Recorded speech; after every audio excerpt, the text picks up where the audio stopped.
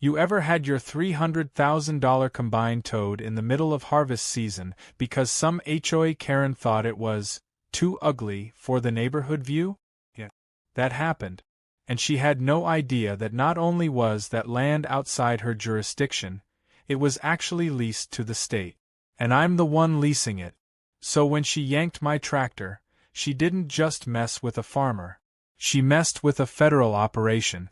But let's rewind a bit to where this all began, right between the cornrows and Karen's high horse. See, I've lived on the edge of this little HOA slice of suburbia for almost a decade now. My property borders their community, and for the most part, we've kept our distance. I do my farming, they do their backyard barbecues and gossip circles. Peaceful coexistence. Or at least it was, until Karen got elected HOA president. And once she got that taste of power, it was like watching a toddler with a taser, pointing it in every direction, seeing what would spark. First it was noise complaints about the roosters, then it was my grain silos being an aesthetic blight. But the real war started during harvest. That season, I had just started working my north field, 160 acres of state-leased cropland that wraps like a horseshoe around the HOA's backyard. That field isn't just for my own use. It's part of a contract I hold with the state agricultural department for strategic food production. So when harvest hits, it's go time, no delays, no excuses. I was out there at sunrise, piloting my combine, humming along to Johnny Cash with the cabin windows cracked open. I remember thinking, maybe this year Karen will just let it go. She didn't. By the second day, she was out at the edge of the property line with her arms crossed and her little clipboard, looking like she was preparing to invade Normandy. I pulled over the tractor, stepped out, and waved. She didn't wave back. Instead, she shouted across the hedgerow that I was in violation of communal peace standards, and that my equipment was causing a disruptive visual experience. Visual experience. I almost choked on my coffee. I told her, as I had multiple times before, that the land wasn't HOA property.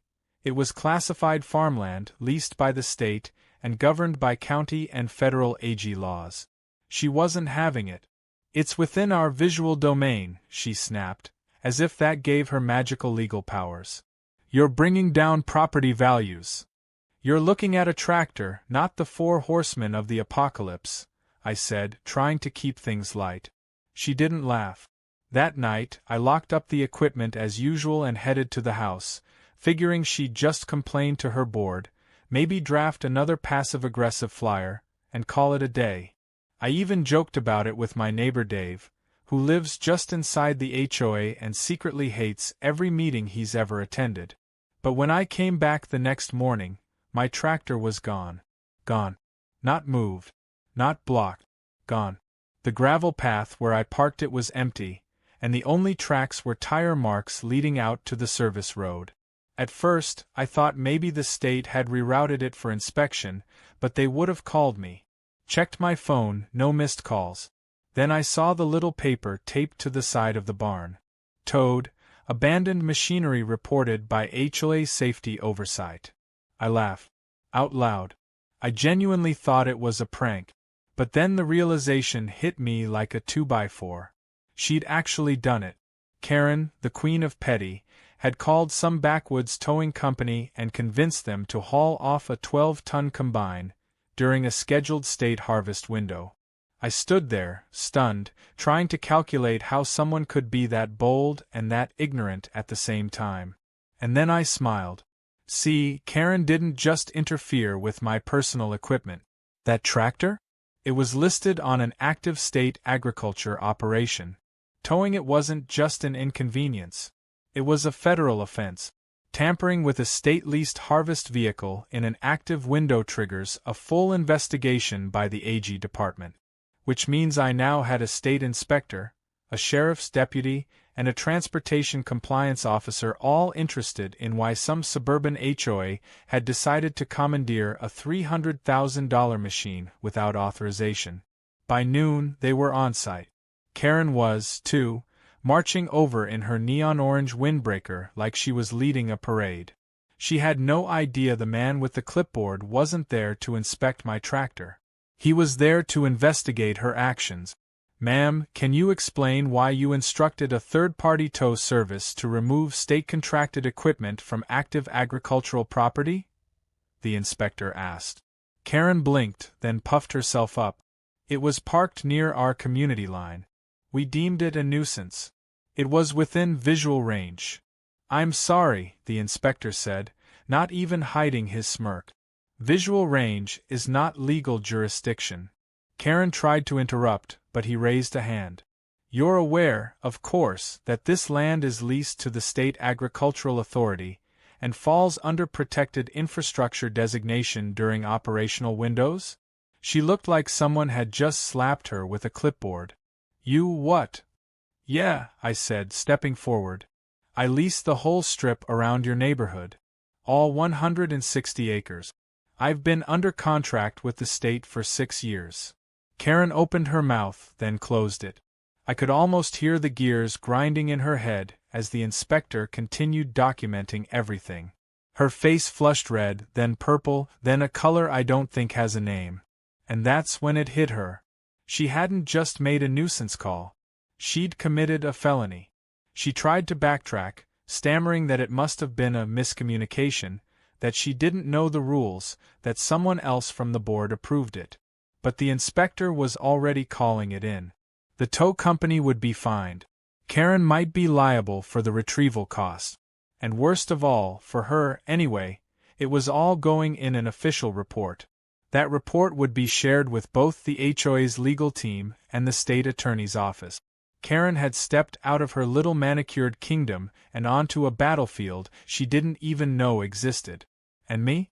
I didn't have to lift a finger. Because now the state was handling everything. But trust me, that was just the beginning. Karen had made a serious mistake, but the real fun didn't start until the state inspector returned 2 days later, with backup. That morning, I was out checking the irrigation lines when I saw 2 white SUVs crawling down the service path like they were casing the place. One had the state seal plastered on the side, the other just had government plates. Out stepped the same agricultural compliance officer from before, along with someone new, tall, suited, and carrying a briefcase that looked like it had ruined more careers than it had saved. I walked over, wiping dirt from my hands, and nodded. They introduced themselves again, and the new guy flashed a badge. Not a sheriff, not a cop. He was with the state's Department of Infrastructure Integrity. Yeah, that's a thing. Apparently, when you lease farmland to the state for strategic harvest under emergency preparedness clauses, you get all sorts of protective coverage. That tractor? It wasn't just a machine to them. It was classified under essential agricultural infrastructure. Meaning Karen's tow stunt had escalated from petty theft to potential disruption of critical supply chain asset. The agent handed me a folder, copies of official notices, a preliminary incident report, and an official property line survey that highlighted in flaming red just how far outside the HOA's jurisdiction the tractor had been parked. Then came the kicker. A printed copy of a community-wide email Karen had sent out the morning after the tow. She bragged about her decisive action to protect the neighborhood from what she called unsightly machinery encroaching on our family space. She even included a photo of the tractor being lifted by the tow truck like it was some heroic victory shot. I could barely keep a straight face reading it. "Where did you get this?" I asked, though I already had a pretty good idea. The agent smirked and said, "Anonymous submission from one of the HOA members. We've received 7 so far." Karen was making enemies faster than I could harvest corn. And now the state had her words, her admission of interference, and her assumption of jurisdiction where none existed. It was a golden platter of liability. I offered to walk them down to the field boundary, show them where the combine had been parked. They took photos, measurements, and confirmed GPS coordinate. It wasn't even close.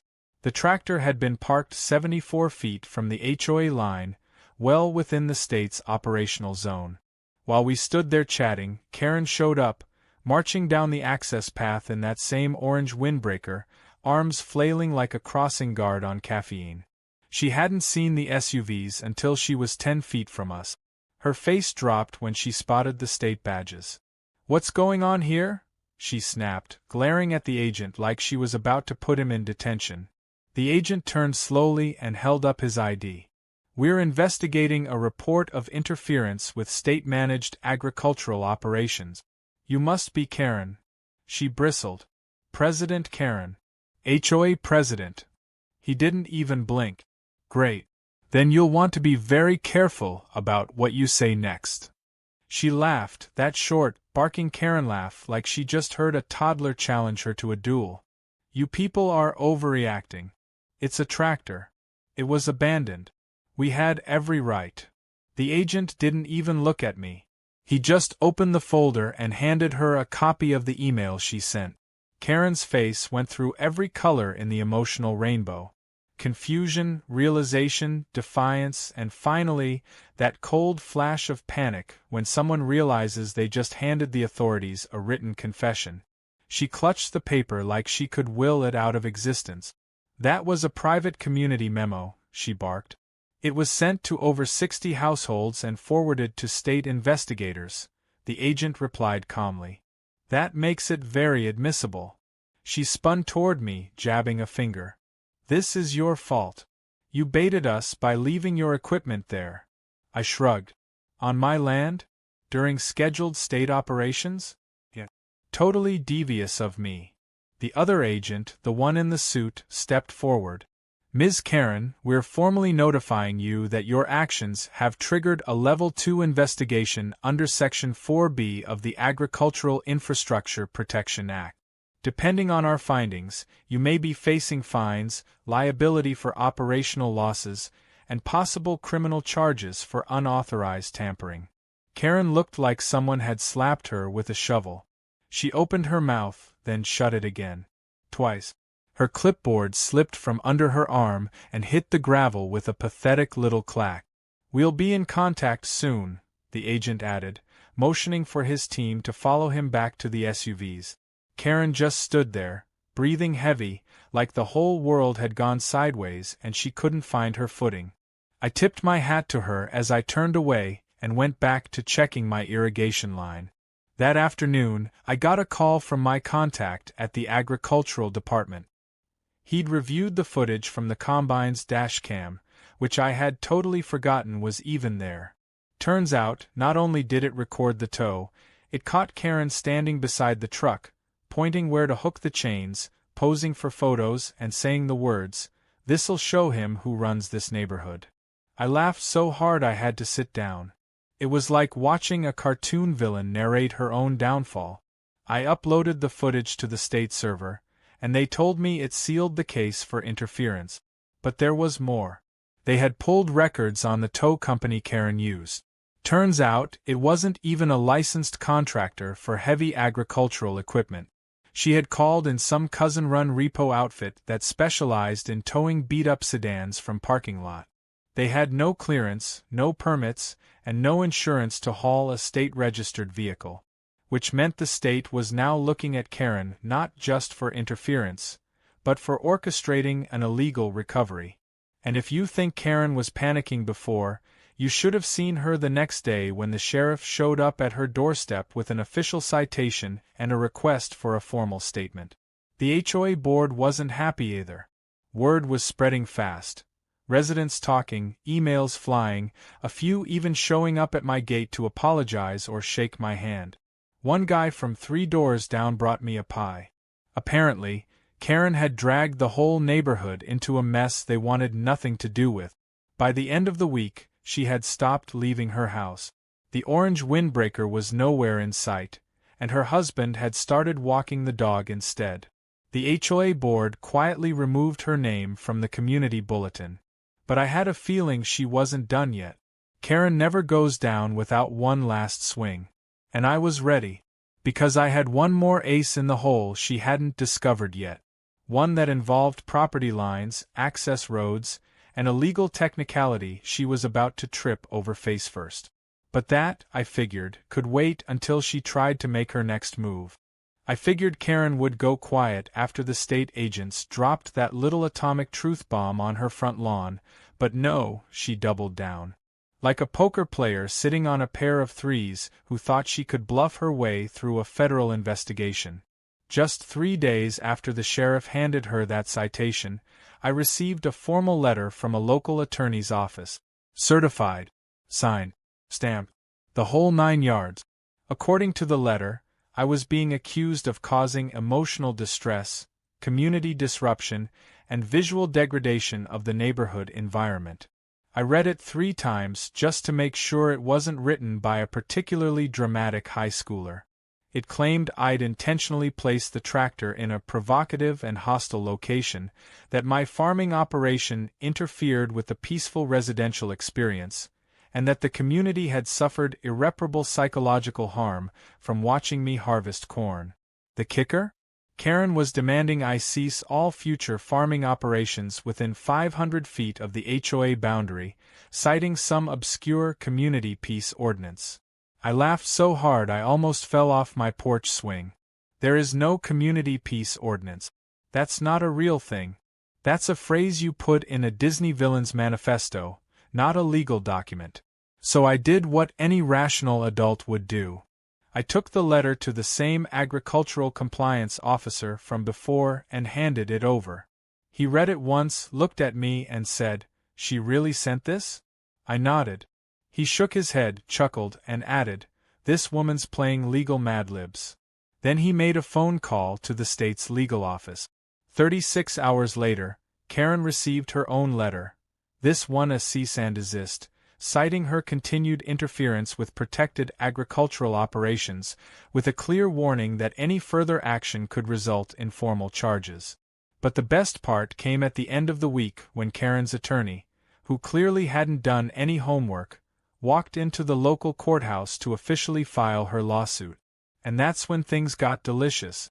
The court clerk flagged the case and sent it directly to the regional judge assigned to infrastructure and zoning dispute. Now, here's the fun twist. I'd worked with that very judge during a land use reform task force about 5 years ago. He knows my credentials. He knows I'm not just some guy with a tractor. I'm a certified land strategist for the state with multiple zoning credits and several published papers on agricultural boundary law. Karen had just tried to sue the guy who helps write the policies she was hoping to use against me. The judge threw the case out before it even reached the docket. But he didn't stop there. He issued a formal statement advising Karen to cease any and all further legal activity until she consulted with someone who actually understood land designation law. Her attorney walked out of the building and quit on the spot. I mean, literally turned around, told her good luck, and drove off. The whole thing felt like a deleted scene from a courtroom comedy.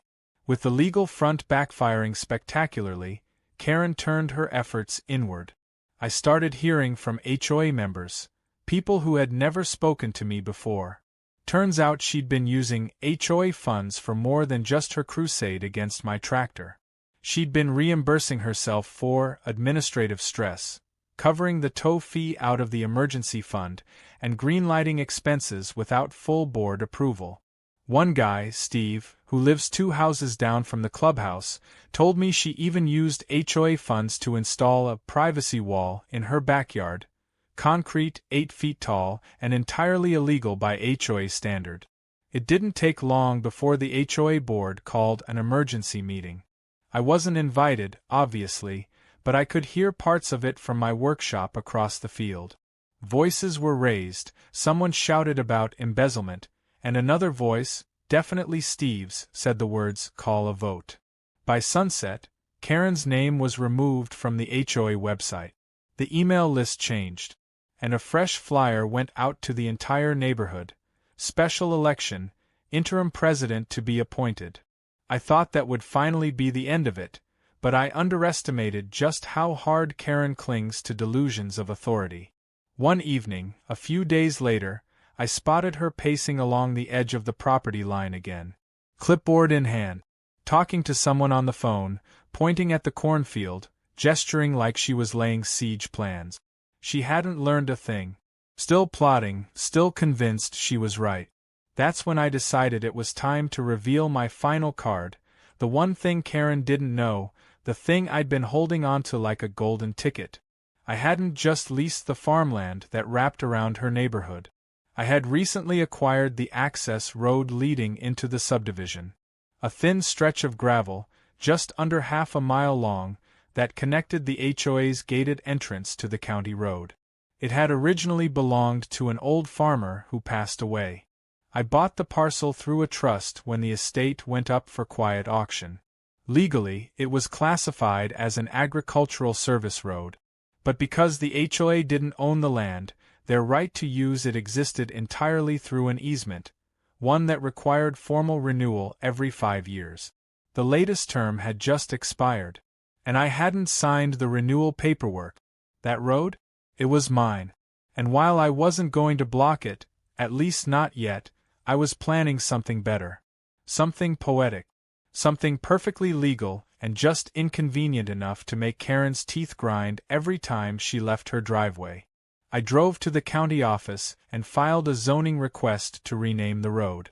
Since I owned it outright, and there were no objections from the surrounding landowners, it passed in under a week. I paid the small fee, chose the signage, and even had the new marker installed with the county's own maintenance crew. So now, when you drive into Karen's pristine little subdivision, you have to pass under a green sign that reads, Tractor Way. And the best part? The HOA's website had to update its community address to reflect the new road name. Every time Karen gets a delivery, a package, a pizza, or a letter from the bank, it all says Tractor Way. I haven't seen her pacing the edge of the property since. People in the neighborhood started waving when I passed. One guy stopped me to say thanks for putting her in her place. Another offered to help harvest this fall. The same HOA that once glared across the hedgerow now treated me like a folk hero. And Karen? Last I heard, she was trying to move. But good luck selling your house when your HOA just lost its president, its money, and its credibility, all because you decided to tow the wrong tractor. Just when I thought Karen had finally run out of steam, she reemerged like a weed you missed with the tiller. Rumor had it she was trying to reclaim her HOA throne with a little public spectacle. According to Steve, the same board member who'd helped oust her, Karen had convinced the remaining loyalists on the board to host a Fall Harmony Festival. It was supposed to be the HOA's triumphant return to unity, healing, and community spirit. But everyone knew what it really was, a desperate PR stunt to distract from the flaming crater she'd left behind. And in typical Karen fashion, she had grand plans. Food trucks, hayrides, a live band, bounce houses, even a pumpkin carving contest judged by local celebrities, which, in our town, meant the guy who won last year's chili cook-off and a retired mayor's niece who once did background work in a soap commercial. It would have been hilarious if it wasn't so pitiful. But then I noticed something in the flyer Steve slipped me that made me pause. The festival was scheduled to take place at the HOA's community green, which happened to be accessible only by one road. Tractor Way. My road. My access. My terms. And they hadn't asked me a single thing. Now, legally, I couldn't just block access completely unless there was a safety concern or emergency. But I could control access points, regulate non-resident traffic, and issue a permit requirement for commercial vendors entering a private agricultural route. That's exactly what I did. I filed a use notice with the county, flagging the weekend of the festival as a restricted access window due to machinery transport and potential livestock movement. It was harvest season, after all. If I happened to be hauling a few hay bales or moving irrigation equipment that weekend, well, that was my right. 2 days before the festival, a letter went out from the county clerk's office stating that all non-residential traffic, including food vendors, entertainers, and rental companies, would need special permits to use the road. Permits which had to be requested in advance and approved by me. Not the HOA. Me. I didn't deny any. I just didn't approve them in time. Bureaucracy moves slow when you're watching a good show. The day before the festival, trucks started arriving. One tried to deliver a massive bounce house, only to be turned away by a temporary permit required for entry sign I'd installed. Another, a barbecue smoker trailer, managed to get halfway down the road before my state-registered combine pulled out of the field and parked across the path to unload. Technically, I was within my rights. The driver waited an hour before giving up and leaving. One by one, the vendors abandoned ship. Meanwhile, I was gearing up for something much better. See, I'd been planning my own little event with some friends from the state agriculture department and a few neighboring landowners. A harvest day, open to the public, complete with tractor demos, fresh kettle corn, pony rides, and a bonfire with live music from a local bluegrass band that actually knew how to play. And unlike Karen's festival, mine wasn't wedged behind layers of HOA red tape and passive-aggressive sign-up sheet. It was relaxed, welcoming, and, most importantly, fun. When Saturday hit, chaos unfolded. HOA residents arrived at the green expecting carnival rides and food truck. What they found was an empty lawn, a sagging tent, and a single bounce house half inflated by a gas generator running on fumes. Karen stood on a makeshift stage with a megaphone, trying to sound cheerful while her husband wrestled with the speaker system. Parents muttered. Kids wandered off. Someone tripped over an unplugged extension cord. The whole thing had the energy of a failed middle school fundraiser. And then they heard the music. Over the hedgerow, less than a quarter-mile away, my harvest day was in full swing. Laughter, live fiddles, the smell of smoked brisket and kettle corn drifting through the air like a scented invitation. People started drifting over, some on foot, others driving around the long way through the county road access point. I had signs out. Public welcome, family-friendly, free admission. I even had someone handing out roasted corn on the cob near the path connecting the properties. Karen must have realized what was happening because within 20 minutes she was storming toward the fence line, flanked by two board members who looked like they'd rather be anywhere else. She shouted over the music, demanding to know how I dared poach her guests. I told her, with a smile, that my event had been on the books for weeks, was fully permitted, and open to the public. I reminded her that Tractor Way was currently flagged for agricultural use, and that it was her job to plan around that. She fumed. She threatened to call the sheriff. I pointed out the sheriff was already there, eating a turkey leg next to the band and chatting with my cousin from the fire department. One by one, the HOA families crossed the field, some not even looking back. Karen stood there, abandoned, watching her kingdom fall apart like a bouncy castle with a hole in the side. She tried to save face by joining the crowd at my event, but I had already filed a private trespass notice for her specifically, signed and stamped with state endorsement. When she tried to enter, she was politely intercepted by two off-duty deputies helping manage parking. They asked her to leave. She refused. They gave her a choice: turn around or ride in the back of the cruiser. She turned around. Later that evening, after the last spark from the bonfire had faded and the tractors were parked for the night, I sat on the porch sipping cider. From across the field, the silence from the HOA was deafening. No laughter, no music, no cars. Just one sad little pumpkin with a broken stem rolling in the wind. Steve texted me, "Best festival ever. Please do it again next year." I replied with a thumbs up and a picture of the empty bounce house left behind on the HOA lawn. Karen had tried to reclaim control with pageantry and politics, and once again, she had underestimated the quiet guy with the tractor. It wasn't just about fields and roads anymore. It was about pride. About proving that people like her couldn't stomp over boundaries just because they didn't understand them. She tried to force her way back into power with streamers and speeches. I answered with kettle corn, permits, and perfectly timed hayrides. She never stood a chance. The week after the festival, you could practically hear the silence coming from the HOA. No more flyers, no more meetings, no more Karen strutting around like she ran a small kingdom.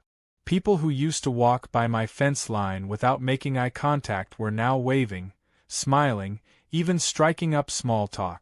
I'd become the accidental hero of the neighborhood, just for standing my ground, and maybe for serving really good kettle corn. But as satisfying as that was, there was one final loose end I needed to tie up.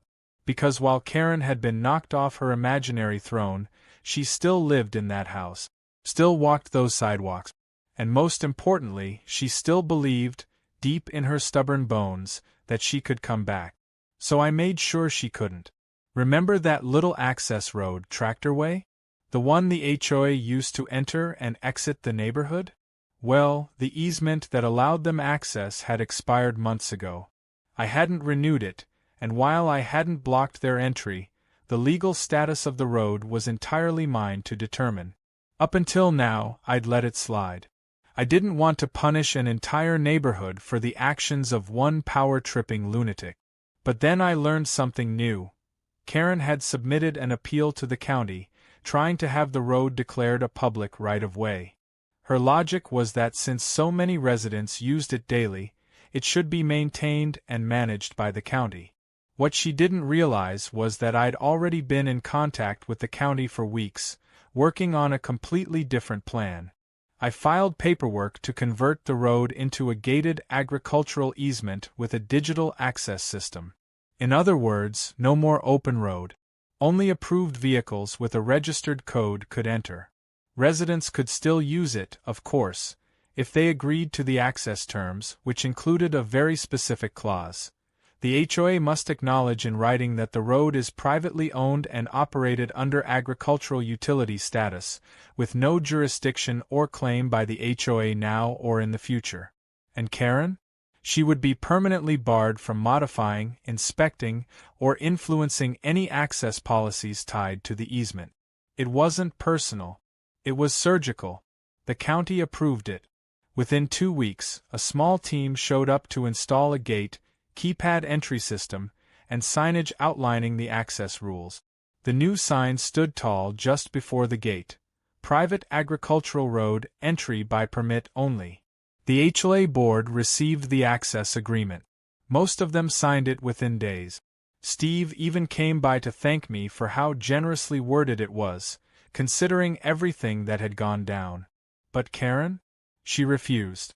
Not only did she refuse, she wrote a lengthy email to the board accusing me of infrastructure bullying, whatever that means.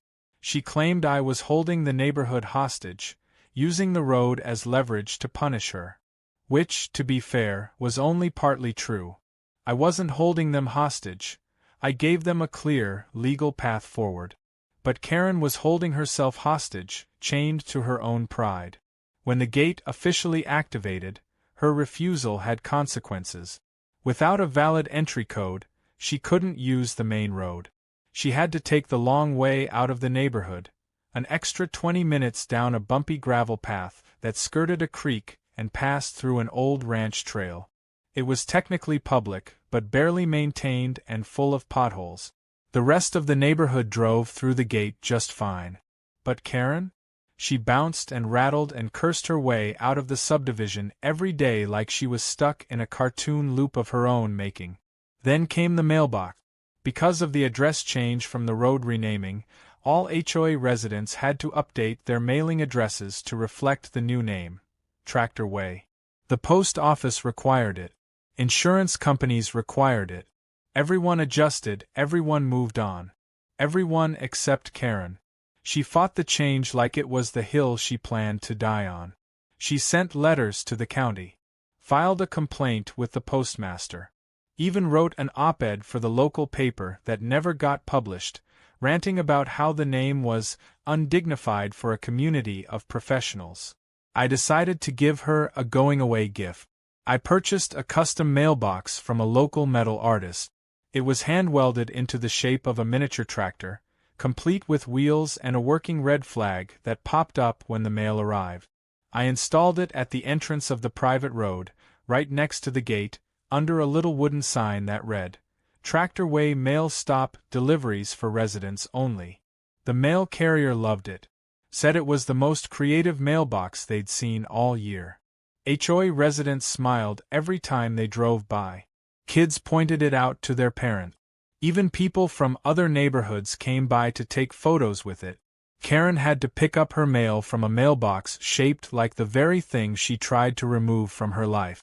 It was poetic. Eventually, her house went up for sale. Quietly. No open houses. No tours. Just a simple online listing with bland photos and a note that read, "Private showings available upon request." Steve told me she was moving across town to a condo. Something with no land, no tractors, no roads she couldn't control. The listing sat for weeks before it finally went under contract. I heard she took a loss. Not surprising, considering the reputation she'd built. The day the moving truck came, I stood on my porch, sipping lemonade, watching her pack the last of her things. She didn't look over once. Not at me, not at the fields, not even at the mailbox. She climbed into the passenger seat of her SUV and didn't glance back. It was the quietest I'd ever seen her. When the truck turned down the private road, the gate opened automatically, as it did for approved vehicles. The movers had followed the access agreement, submitted their paperwork, received a code. They were respectful, professional. Karen? She had to follow behind, waiting for the gate to close and reopen. She never signed. Never would. And so, as the gate slowly creaked shut behind her for the final time, she rolled to a stop, just on the edge of the exit, looking back through the gate at a field full of sunflowers starting to bloom. Then she drove away. And that was that. The neighborhood returned to normal. The board elected Steve as the new president. They hosted a potluck to thank me for my patience, and someone brought a cake shaped like a tractor. No joke. It was chocolate with green frosting and little licorice wheels. We laughed. We shared stories. Nobody mentioned Karen. That night, I walked out to the field, leaned on the fence, and looked at the stars. The wind rustled the crops, and off in the distance, the gate stood still, guarding the path she no longer owned. I didn't need revenge. I didn't need lawsuits or shouting matches. All I needed was the truth, some patience, and a road named after the very thing she tried to erase. And in the end, that road led her straight out of town.